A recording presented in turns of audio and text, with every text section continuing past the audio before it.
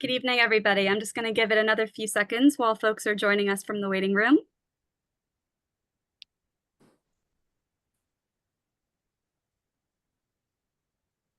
Folks who have joined us before, you know the drill. We always like to know where people are coming from. So if you are, especially if you're from outside New York, but even if you're local, please let us know in the chat where you're coming from. We'd love to know.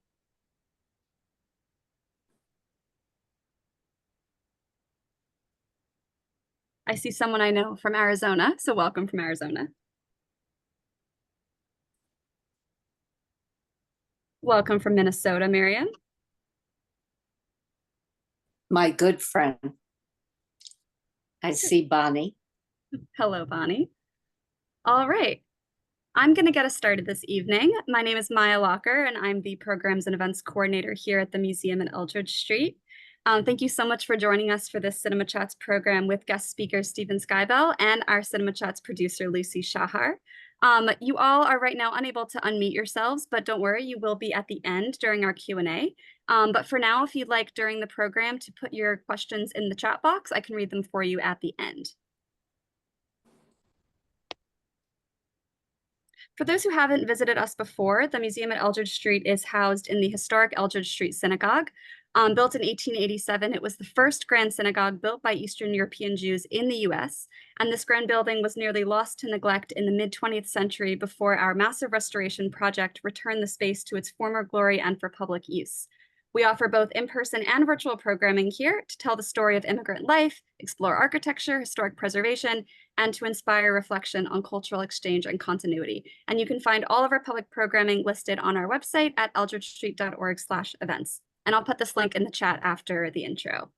I just want to show everyone a few of our upcoming public programming this summer. We have a lot of walking tours coming up, so if you're local, I'd really encourage you to come check them out. We have our signature Jewish Lower East Side walking tour. We have a few different options for that. We have July 7th, this coming Sunday, August 11th, August 25th. So if you are interested in that, if you haven't joined us for our signature tour, please do. We also have a food tour. We have a few options for that as well, August 4th, August 23rd, where you can eat your way through the neighborhood. Also, for those who are feeling nostalgic, I would love to see you on our all-of-a-kind family walking tour. It's great for all ages, and it takes you through the locations mentioned in the classic novel. But if you're not local, like many of you are not this evening, I see someone from LA in the chat as well, welcome. Please register for our upcoming virtual programming. We have a virtual seminar all about the hidden Jewish history of Greenwich Village. And we also have a virtual seminar all about the Jewish JP Morgan, Jacob Schiff. So again, all of our programs can be accessed through our calendar at eldridgestreet.org/events. And with that, I would like to turn the screen over to Lucy Shahar. We're thrilled, as always, to have her produce and facilitate these Cinema Chat programs to introduce our guest this evening and to kick off our discussion. Thank you, Lucy. Thank you, Maya. Welcome all our regulars and new people, friends, family, and Eldridge enthusiasts. I just want you to, we're thrilled to have you here and thrilled to have Stephen Skybell as our guest. In a moment, I'll tell you more about Stephen. I just wanted to say that we'll be on vacation in July and August, and we'll resume our cinema chats in December. Let me tell you a little bit about Stephen before we start our discussion. Stephen Skybell is currently starring as Herr Schultz in the Broadway revival of Cabaret. Maya, would you put that slide on, please, number 8? Skybell, here he is with B.B. Newworth, and who plays the landlady, Mrs. Schneider, in the current Broadway production. Skybell won the 2019 Lortel Award for Best Performance by an Actor for his portrayal of Tevye in Fiddler on the Roof in Yiddish, directed, by the way, by Joel Grey, whom you saw in the 72 version of Cabaret. Other Broadway credits include Wicked, Pal Joey, Fiddler on the Roof, The Full Monty, Love, Valor, Compassion, Cafe Crown, and Ah Wilderness. Recent engagements include a Carnegie Hall solo debut in an evening of Yiddish songs from the Holocaust, and his lyric opera of Chicago debut as Tevye in Barry Kosky's celebrated Fiddler from the Cornish Opera Berlin. Steve, it's a pleasure to have you here. Welcome. Thank you. Thank you for that. And I'm so happy to be here. As I was saying before we started, I love the Eldridge Street Synagogue and the museum, and I need to get down there again, but I'm happy to be part of this evening that is hosted by the museum. Wonderful. This is the first time we've had an actor instead of a director or a film critic. So I'm thrilled that you consented to do this. Sure. And I know I'll give you you'll give us a particular point of view. So let's start. We'll compare it with the current Broadway version soon.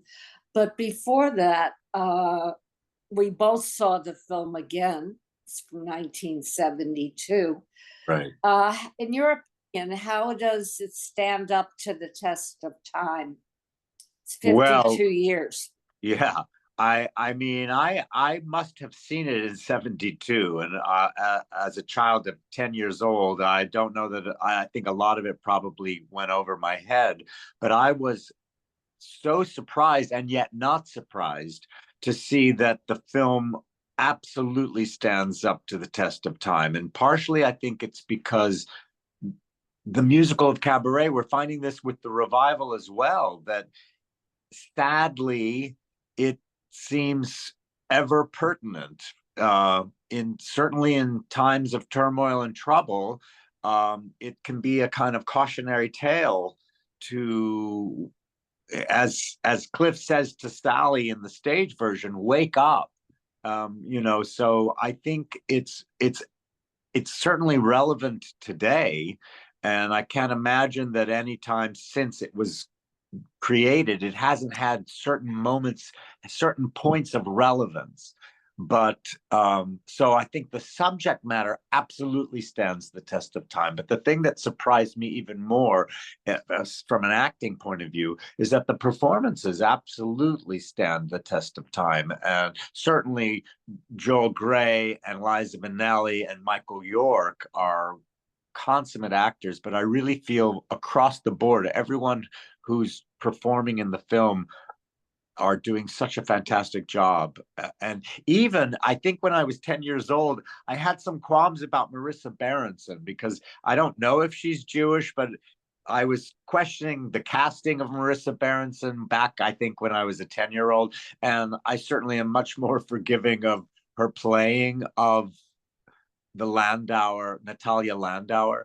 And I think she does a fantastic job and a very sensitive job, even though I think I remember when I saw it originally that she wasn't really known for her acting. She did some acting roles in films, but I always thought of her more as a model than an actress. Yes, she was very well known as a model. Yeah, but I think, but especially her performance, I felt when I saw it this week, is absolutely on a par with everyone else's. We can say that for some of the minor players as well. Yeah. Maya, could you put up 7 and 9, please? We'll start with Liza Minnelli. And I know, or I imagine, that you, an actor, see some nuances that we don't see in performances. Yeah. In your opinion, what stands out in Liza Minnelli's performance? Well, those slides. Which 7 and 9. Yeah. So I mean, I don't think anyone, I mean, she obviously won the Academy Award for this performance, and I think it's absolutely well deserved. And we weren't sure, as we were talking before we started this discussion, it wasn't her first film role, but it certainly was a volcanic entrance into the world of film, her Sally Bowles. It's an incredible character. We know that from the stage musical. We know that from the Christopher Isherwood stories, that she's a character that just jumps off the page, not unlike, if I may say, Tevye with Sholem Aleichem. There are certain characters in literature that just jump off the page, and I do think Sally Bowles is one of them. And Liza Minnelli's performance in this movie, I feel, is like bottled lightning in terms of what Fosse got from her, and in terms of also being the daughter of Judy Garland and making this kind of impression in a movie musical. I feel like she took everything that she obviously inherited from her mother and then went even further down the road with what this material was forcing her to explore and express. I just think she's phenomenal in this movie, the singing and the acting. I think her acting is so, and again, I think I've grown to appreciate it over time more so. It's so natural and spontaneous and unaffected, and that is not easy to do on film, to be so natural, and she absolutely is. And of course, one of the great switches in the movie is they made Sally Bowles the American. In the stage version, Cliff is the American and Sally is the Brit. And so obviously to really utilize the talents of Liza Minnelli, they let Sally Bowles be the American. And again, I think it works to great effect, and she's just phenomenal. How would you I think there are many, as Fosse seemed to allow her to show many facets to her character, vulnerability and a certain hardness and blindness.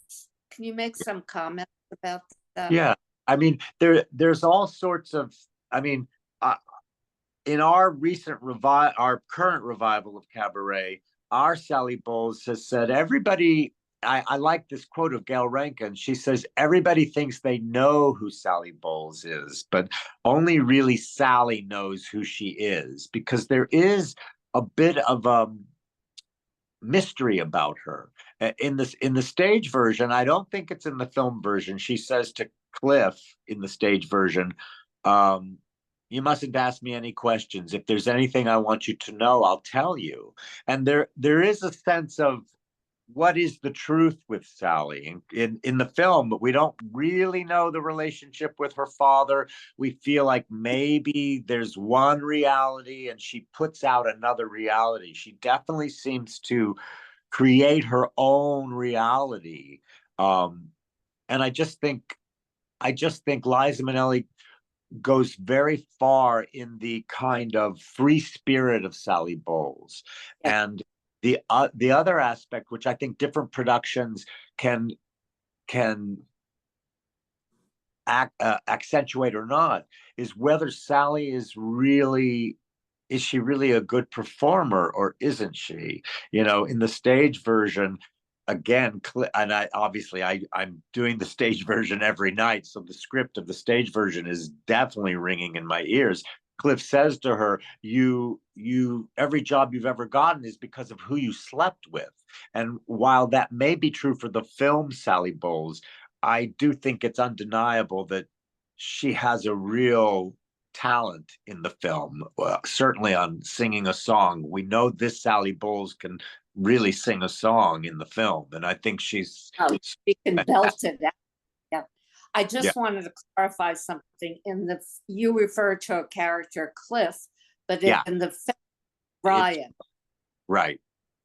I just wanted the audience to know that. Right. And again, I love I personally love the differences between different versions of the same story. I'm sure there's a reason why he's called Brian. It could be there was a Brian in the Isherwood stories, but that because in the Isherwood stories he's called Chris, not Cliff. So Okay. there's just an interesting kind of migration of his name. But Michael York as Brian, I also feel does an incredible job being sort of this innocent in this world of Berlin, which is so decadent in a way, and also the angst of the rise of fascism. I just think, again, I appreciated his performance so much more this time around than I ever had in the past.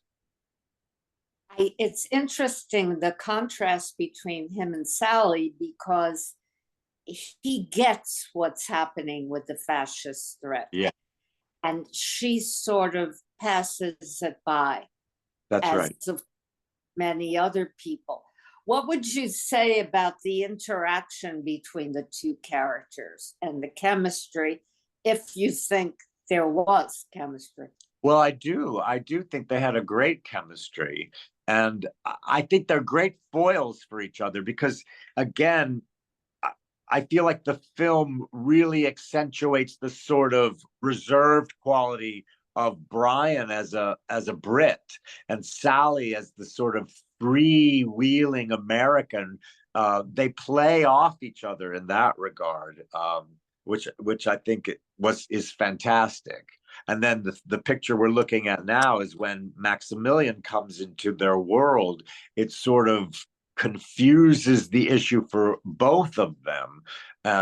But I do think, and I think, Lucy, you were saying that the chemistry between the two of them maybe wasn't initially apparent when Right. Fosse was working with them, and he got them to really develop this incredible chemistry.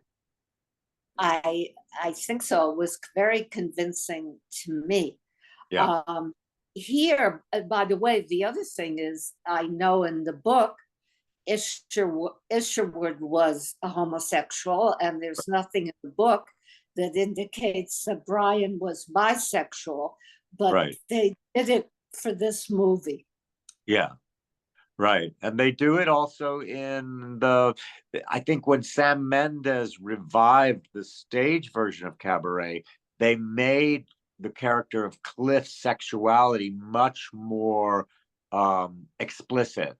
And so the character is bisexual in the musical version on stage. Ah, okay. And that we know he sleeps with Sally, and then he also has Maximilian. Yeah. Yeah. I thought that was done very sensitively in the movie. I thought it was quite moving. Yeah. Now we have Joel Grey, who of course was your director in Fiddler. Meyer, can we have 14 and 15, please? Yeah. That seemed, his character as the MC seemed to me, first of all, scary. Right. I mean, to me,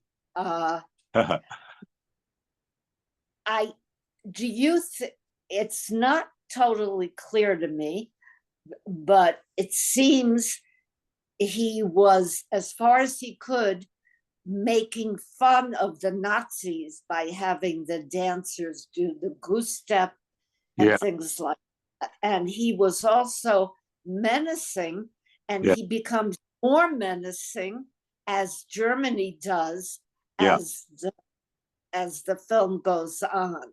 For sure.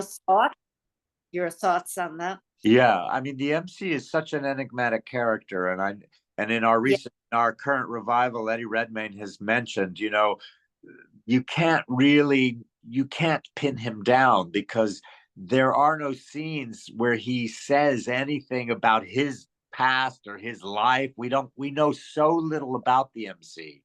And in that regard, that's what I think is so fascinating about the piece Cabaret, is that it goes between the songs of the cabaret, the performance of the cabaret, and then real life. So it's about what is the interplay between entertainment and then life around you, and how they play with each other, and how one can be the release or the result of. So I think the film goes to great effect to kind of jump cut between the performances at the cabaret versus the real life events, you know. Yes. Like for instance, and the sort of Lederhosen slapping number that then is cut with the true life Nazis beating up the person who threw them out of the cabaret.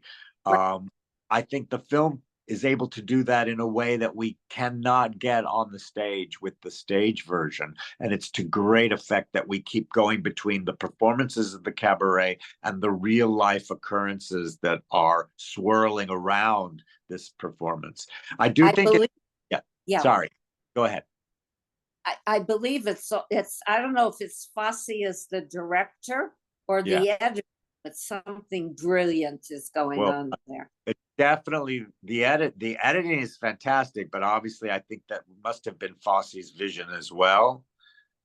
Then just as a side note about the MC, I don't know how many of your viewers here know this, but if you read the Joel Grey memoir, Master of Ceremonies, he talks that he was not Fosse's choice for the MC, and Fosse adamantly didn't want Joel Grey to play the MC, and others were very much wanting him to play the MC. He had already received the Tony for playing the MC, and it was a bit of a struggle, I think, for Joel Grey to get the part, and then even once he was doing the part, to really be on a good working relationship with Bob Fosse. But obviously his performance doesn't show any kind of unrest in that regard. You know, I think he's beautifully featured in the film.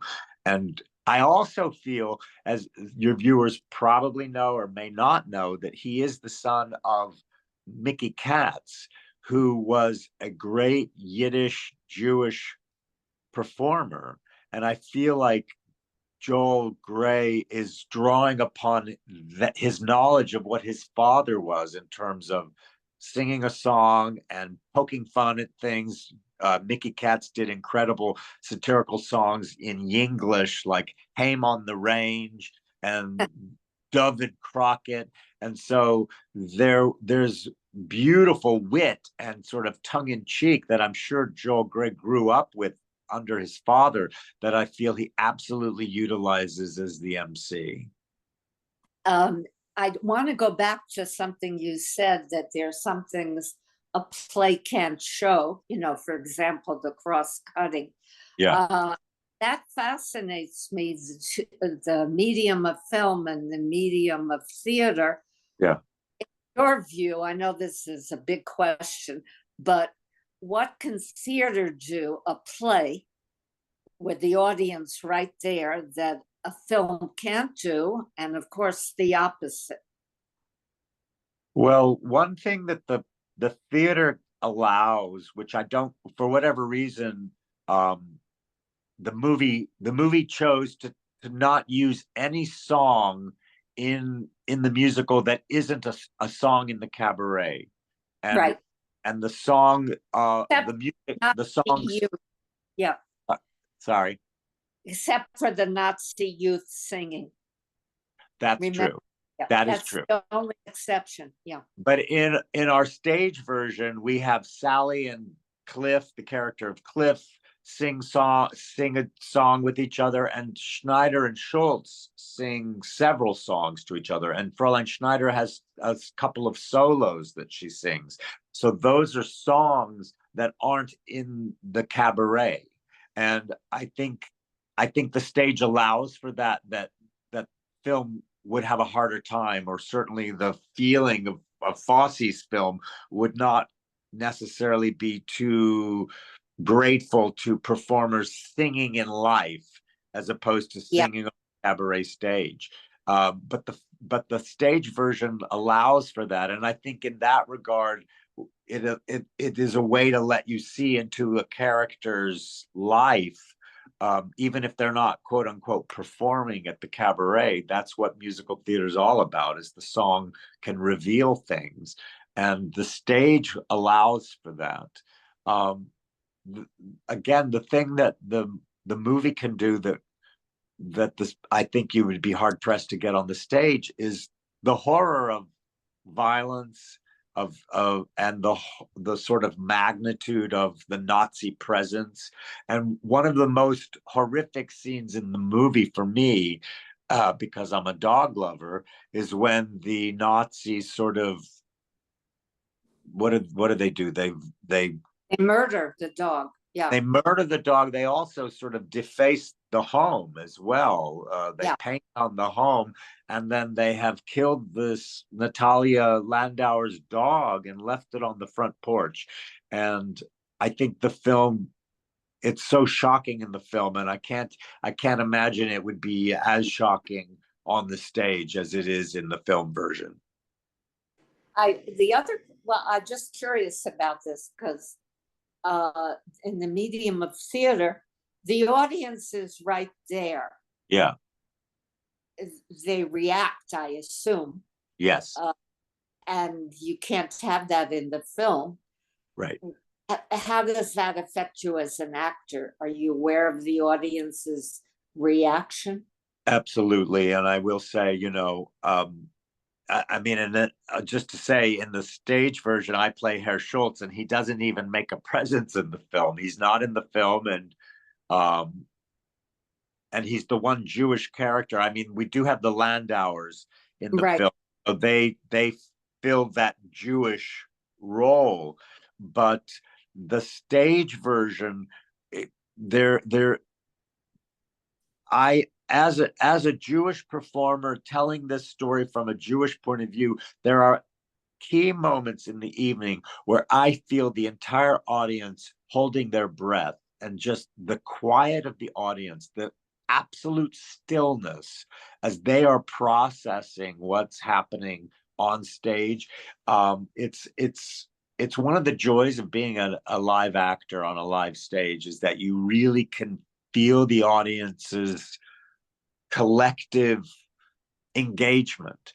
And I love it in our production of Cabaret, because you could and then you start to hear people crying, or obviously we love when we hear them laughing too, but there's so many beautiful moments of silence that I experience in this production of Cabaret. I just love those moments.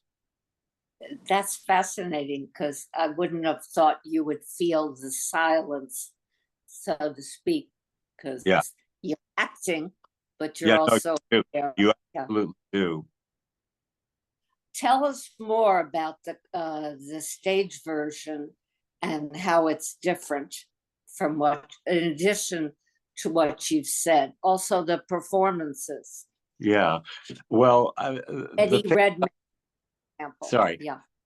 Eddie Redmayne, for example.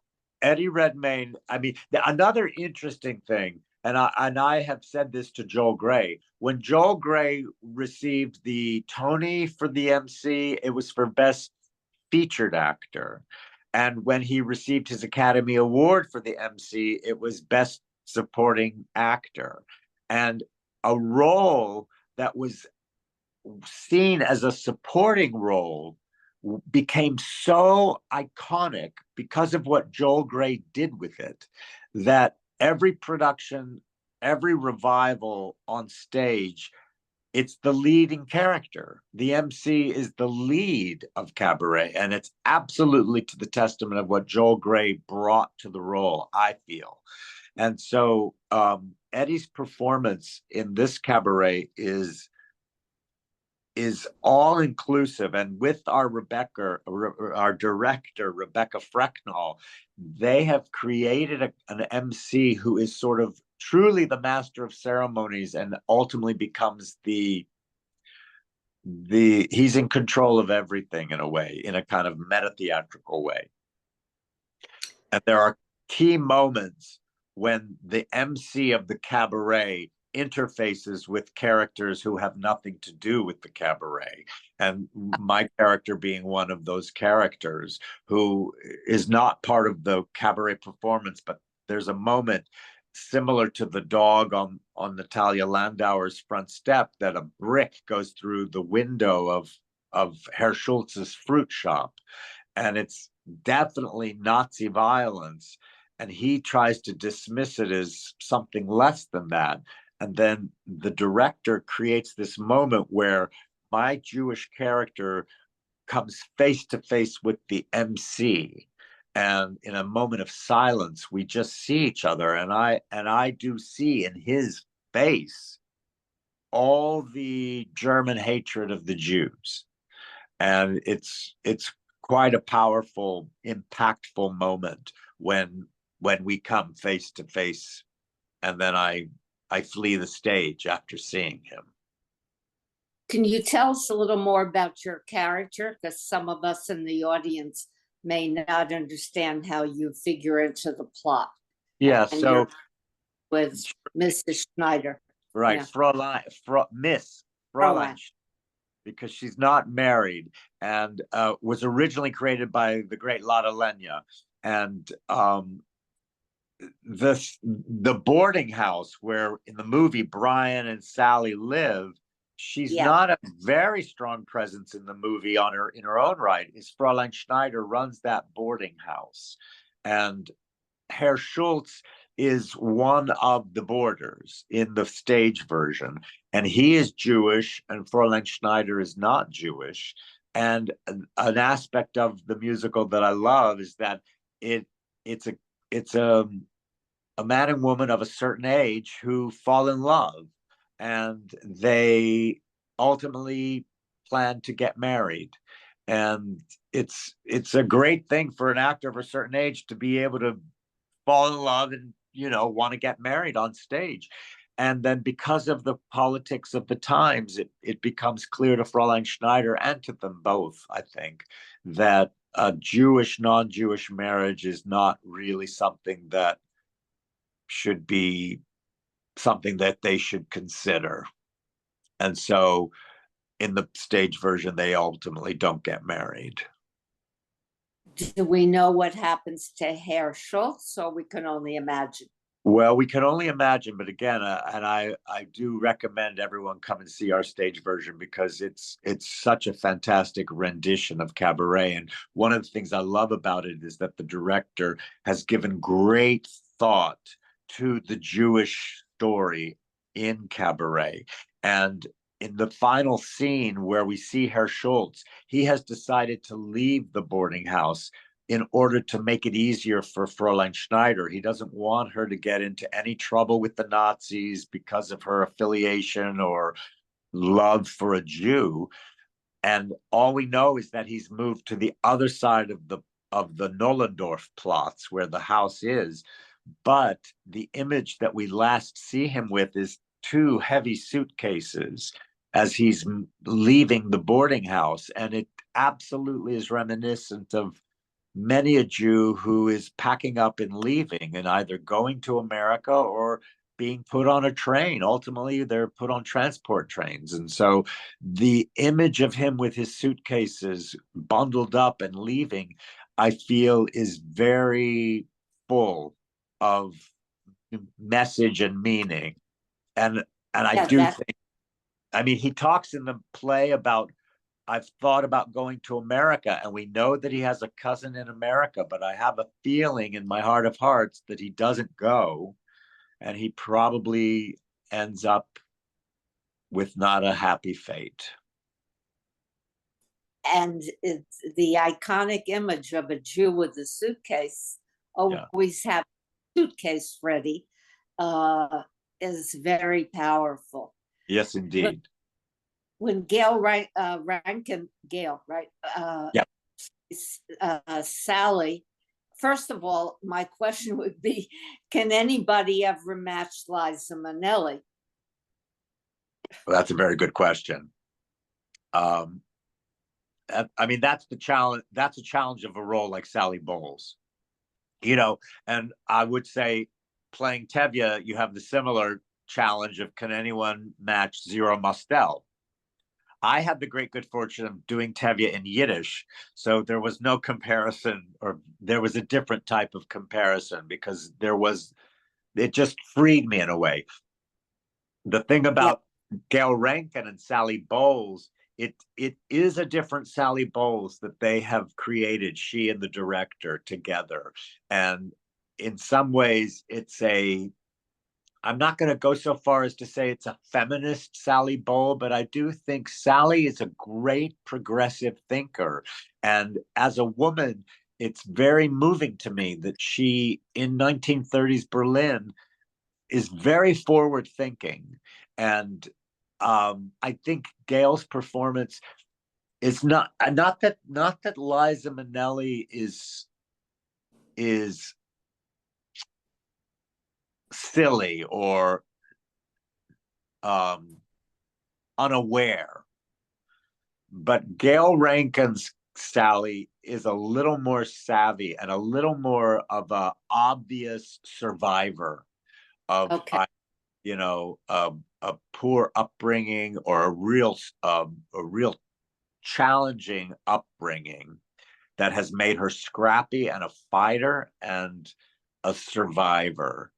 And I do admire that about her Sally. It's a little tougher take on Sally. You've thrown out so many interesting, provocative comments. Yeah. I'd like to open it, if I may, to the audience, and I'd like to ask the audience just to give us your reactions. What stood out for you? What was confusing? What questions do you have for Stephen? So Maya, take it away. All right, everyone. So you're all now able to unmute yourselves if you'd like. Feel free to raise your hand either in the screen, or if you'd like to raise your hand using the button down below, the reaction button. I see Tony. Go ahead. So you made a beautiful comparison of the current production to the Joel Grey version, probably, in the 80s. There was another cabaret with Alec Cummings, I would say about 20 years ago. How do you compare that production to both the current production that you're in and also the Joel Grey production? Well, I have to be completely honest and tell you, I never saw a stage version of Cabaret until the one I'm in. So I didn't see Alan Cummings MC. And so I can't really comment on it. And in that regard, I actually feel like my input in this production of Cabaret was innocent because I had nothing to base it on in terms of any other production I've ever seen. But I know that Alan Cummings MC was equally galvanizing and kind of breathtaking and life-changing for the musical of Cabaret, but I personally can't respond to what it was. Thank you. Understood. Thank you. Yep. Dorothy, go ahead. I haven't seen this production, unfortunately, but I had seen the 2 stage productions of Cabaret in the past, and I did see the movie originally. I wasn't 10 years old, but quite a bit older. But anyway, and then we watched it again, and I mean, my impression of this is my memory of seeing the 2 productions of Cabaret is that in the movie they enhanced Sally Bowles' character quite a bit. And I wanted to know if you could, I mean, Liza Minnelli was wonderful, her performance and her, it seemed like there was much more of her than I remember the Sally Bowles character in the 2 productions that I did see. I think that's a valid point. I do feel that, I mean, even to say that Fosse puts her in the number Money, and she's not in the stage version Number of Money. Yeah, so he puts Sally in more numbers that's one thing. But I also feel like he did. I mean, she is sort of the protagonist, a kind of duo protagonist with Brian in the movie, but I feel like he did enhance her in the movie, and an aspect of the stage version, and our director spoke of this, that each character only really has a handful of scenes, and that includes Sally in terms of the scenes. And so it's sort of like a relay race in that regard. You pass the baton between, other players. And I think that's an interesting aspect of the stage version. But I would agree with you that Liza Minnelli and her Sally Bowles is much more central to the film. We have a few questions in Well, the I just wanted to, Oh, go ahead. could I just follow up? Do you think that was done to get her to do the role? That's what I was curious about. It's a possibility. I don't know. I mean, I haven't a clue. I mean, we were looking. It's not that she had done lots of movies before. She had done maybe a couple of movies before this Cabaret. So I would think it would be more likely that Fosse just wanted to enhance her because he knew he had such a great actor artist in her.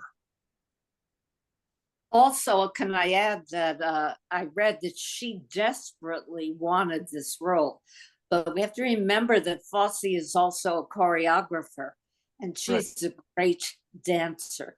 And you could see Fosse's work with the chairs and the hats and Ellie and the course. So she served a purpose for him as the director, it seems to me. For sure. I mean, she's become one of the iconic Fosse dancers. We have a few questions in the chat that I could read out. The first is, would you consider the MC like the Greek chorus? Well, the only thing is that a Greek chorus, I think there's great mystery to the MC, and certainly our current production. And I do think Joel Grey in the movie, someone must know this, probably Lucy knows this, that he conceived his MC as a Jewish character, and that he was having to perform these numbers and sort of make these comments on the world around him with his own anxiety about being Jewish. So in that regard, I would think a Greek chorus is a little more reliable, commentator than the MC is, because ultimately we start to not trust the MC. And certainly, I remember this when I first saw the movie, and it still grabs me every time I hear it in the stage version when he sings that song, "If You Could See Her Through My Eyes," with the gorilla. And the punch, and it really is a punchline because it just hits you right in the face, that the punchline to the song is, "She wouldn't look Jewish at all." And he's been singing this love song to a gorilla, and we find out at the end she's a Jewish gorilla. And in our version, you then start to question, well, who is this MC? Who is he in love with the Jewish gorilla, or he wishes she weren't Jewish? So I find that the MC becomes a very unreliable narrator and commentator on the events, so that by the end of certainly of the stage version, we don't really know what his point of view is and what he makes of anything. I think I don't remember where I researched this, but he's supposed to be Jewish, but again, it's up in the air. Yeah. I think that transitions nicely into our next two questions, which I think I'm going to combine because they go very nicely together. But what was it like to do Cabaret with the rise of anti-Semitism at this time? Was it talked about amongst the actors doing the play? And also, would you say that this new version of the musical is more impactful because of the world we live in now? Yes, those are two great questions, and they go hand in hand. And um, absolutely, it was also true for the Yiddish Fiddler, because we had the shootings at the Tree of Life Synagogue in Pittsburgh while we were performing the Yiddish Fiddler. And I have said more than once, growing up in Lubbock, Texas in the 70s, I never experienced anti-Semitism in the panhandle of Texas. And now anti-Semitism is rearing its ugly head everywhere. So obviously, in our version of Cabaret, current events are absolutely being touched upon by our play, and you can, and this is part of the silence in the audience. You feel the audience responding to the unrest of 1930s Berlin and how it may indeed parallel events right now. And in terms of how we proceeded with it, we actually had a rabbi come and speak to the entire company, who aren't. There's only, I don't know how many of us, some of us, but not the majority of us, aren't Jewish performing this cabaret. And it was important to our director that we have at least an opportunity to discuss Jewish issues and the Jewish concerns from 1930s Berlin, but also we were rehearsing this after October 7th, and so just the current events are absolutely informing everything we're doing on stage. And Bess brought up that the movie during the early 70s was very impactful due to the Vietnam War at the time. Do you have any comments about that? I'm sure that it is true, absolutely, in terms of just war and the idea that war is in the air in Berlin. But the only other thing I'll say is it's a testament to really musicals that address key events that I feel with both Cabaret and with Fiddler on the Roof, that they have never gone out of fashion, because they absolutely continue to touch upon the events and aspects of life that are problematic and need to be addressed. I just wanted to point out that apropos of what you said, Stephen, Yeah. Roger Ebert, the late great film critic, Yeah. said that Cabaret was the first musical that proved you don't have to have a happy end. Yeah. And it was the precursor of many other musicals where that was also the case. Yeah. I Yeah. think Miriam had a comment, Maya. Oh, Miriam, go ahead. Okay. This follows the question that you just asked. I saw the movie in 72, and I saw a stage production of the Arizona Theater Company a year or two ago. I don't recall. Uh-huh. But watching the movie this time, I had a very difficult time. It was so ominous and scary to me. I felt the tension that I don't recall feeling before. And I know it's in relation to current events. Yeah. I did not want to watch it. Yeah. And it sort of was like, I don't want to watch the news. It's a very painful time, and it affected. And I also think I was trying to figure out what were the elements of cinematography that enhance the ominousness of it. Yeah. Because it's almost as if there's some creature lurking in the back, whether it's the lighting or whatever does that. Yeah. Including the MC, the sure. There's also, creepiness. I'm sorry to interrupt you, but several times in the film, there's the sort of distortion from a mirror image, and we don't, like, the final image is a mirror of the audience, and we see swastikas and we see Nazi uniforms, but nothing is clearly in focus. It seems to be in a kind of carnival mirror or something. And I agree. I mean, I do agree with you. these, there's the image, absolutely, of these of distortion. But Yes. I just would encourage you, myself, and everyone who wants to turn away. We don't want to watch the news, but seeing something like Cabaret can embolden us to maybe go forward slightly differently. And I quote again Cliff saying to Sally, "Wake up." It's important for that we want to wake up in a way that we don't find ourselves in a situation that we then won't have a choice. And I do think Cabaret is saying, and in our stage version, Fräulein Schneider has a song which is called "What Would You Do?" And I think that is actually the question for Cabaret, which is, given the events that may be reflecting events we see in our own world, what would you do? And so hopefully the musical can embolden us to be a little more clear in what our action can be. I think that's the question of the day. Yep, for sure. What can we do? Yep. Steve, in the chat, Dorothy says that she saw you in The Yiddish Fiddler, and she says you're wonderful, and she asks if you are a Yiddish speaker or if you learned it for the part.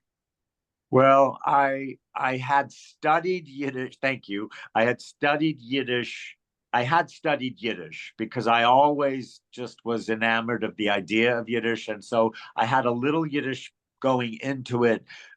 But since I have done it, I have studied even more so with Zoom classes from the YIVO Institute and also on Duolingo. They finally made Yiddish available on the Duolingo app. So I've even gotten a little better than I was initially with the Yiddish. The Duolingo sentences they give are pretty funny. I've seen some of them. Yes, they are. I have a couple questions in my DMs as well. I have one that asks that now that Cabaret is on Broadway again, there are going to be a lot of people seeing it for the very first time, either on stage or in movies or in the theaters. What do you think that they will get out of it, and what do you hope that they get out of it? Well, I mean, the thing about Cabaret is it's undeniably incredibly great entertainment. And we haven't touched on that yet, which is these songs by Kander and Ebb are iconic, and they have over time taken a life of their own where we don't even know the dramatic context in which they're sung from the musical. So anyone coming to Cabaret for the first time is going to find themselves seduced by the music. The thing I love about our current production of Cabaret is that, and a lot of people have said that this Jewish subplot actually becomes the heart of the musical. And it is one of the things that Joel Grey said to me as he was sort of dropping pearls of wisdom into my ear about Herr Schultz and Fräulein Schneider, that they really are the heart of the musical, that this older couple who's trying to find love in a very unsteady time, it is the story that people grab onto and root for, perhaps more so than Sally and Cliff or Brian, who is sort of like, what's the sexual proclivity here? It's not necessarily a relationship that everyone will respond to, but certainly just a guy and a girl who happen to be in their 60s who fall in love and find that it may not be the easiest thing for them to get married. I feel that it is central to the story of Cabaret in terms of Jews and non-Jews and love, and people are taking that away very strongly, and I'm very appreciative of that and my contribution in that story, and just shedding a light on the challenge of what it is to be Jewish in 1930s Berlin, in 2024 America. It's been the challenge for Jews always, and I don't think I'm privileged and honored to be able to shed light on that aspect of what it is to be Jewish. And I, growing up again in the 70s in Lubbock, Texas, thought that anti-Semitism was behind us and that Jewish acceptance was just what was the norm now. And I see later in my life, nothing is for taken for granted, especially if you're Jewish. And so I feel like contributing to this dialogue and keeping it alive is very important to me. Definitely. Along a similar vein, I have another question in my DMs. There's been quite a few Jewish stories in the theaters lately. There's been Harmony, there's been Funny Girl, Prayer for the French Republic, among others. Where do you think Cabaret kind of stands in these Jewish stories on Broadway? And should it be counted as a Jewish story on Broadway, or is it more of a subplot? Well, no, I think it's absolutely I do think it's in some ways the point of Cabaret. If you're going to tell a story about the rise of Nazi fascism, you have to talk about the Jews. And so I feel it's absolutely on a level with all of those. I mean, again, Harmony had several Jews. I mean, it's never Fiddler on the Roof is a musical with lots of Jews. Otherwise, it's more selective choice of Jewish stories. In Cabaret, there's only one Jew, and that's the character of Herr Schultz. But I do feel it's central to what they were writing when they. I mean, and I don't know if we talked about this. I know we may have mentioned it beforehand. Herr Schultz is a creation of the creatives of the musical. He's not in the Ishwood, and I don't think he was in the play I Am a Camera. So that it was important for the John Kander, Fred Ebb, and Joe Masteroff, who created the musical of Cabaret, to give this Jewish character life. And I feel honored. I feel honored by that, and I feel that was part of what they were all about. Bonnie, did you have a question? No, I have a comment. Stephen, we met at our gala a number of years ago when Sheldon Harnock was there, and I told you that night, and I will tell you every night, I have the honor and privilege to say to you, you are truly, truly an American dream, a Jewish dream. Thank you. And I know tomorrow I'm celebrating my 57th wedding anniversary, but I've been in love with you for a long time. So we're going to talk about people falling in love. I want you to know how inappropriate I am, but here we are publicly, privately. I would always tell you, you are a master of your craft. And well, thank you so much. And we are so honored. And Lucy, once again, you brought us just a treasure. Lucy, you are a treasure. You brought us these cinema chats, and we all learn and fall in love again and again. So Stephen, Lucy, and everyone who's attended tonight, we sincerely, sincerely are grateful to each and every one of you. And let's us all wake up. Thank you, Stephen. Yeah, sure. Thank you so much, Bonnie. Thank you, Maya. We are approaching the hour, so I wanted to turn it over to Lucy for any closing comments. I just wanted to say it's been an honor and a pleasure, Stephen. Thank you. The comments have so enriched our experience. By the way, Bonnie is our director, the director of. Oh, wonderful. Yes. At Eldridge Street. It's good to see you, Bonnie. Well,